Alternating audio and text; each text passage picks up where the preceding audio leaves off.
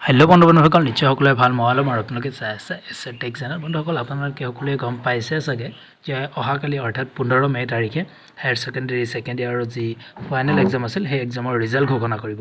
গতিকে সেই ৰিজাল্টটো কেনেকৈ চেক কৰিব সেইটো বিষয়ত আজি এইটো ভিডিঅ'ত আমি আলোচনা কৰিম।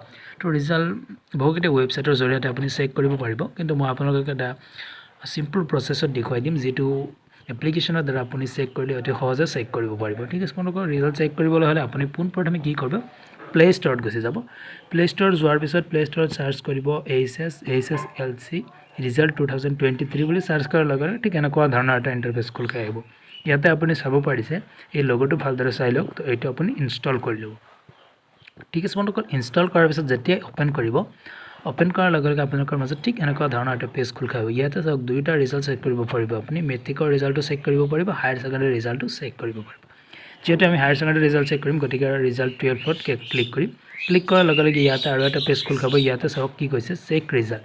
তো চেক ৰিজাল্টত ক্লিক কৰিলে বৰ্তমান কোনো ধৰণৰ লিংক এক্টিভ কৰা নাই, একোৱে নাহে। তলত দেখুৱাইছে লিংক যেতিয়া ৰিজাল্ট ঘোষণা কৰিব তেতিয়া লিংক এক্টিভ কৰিব।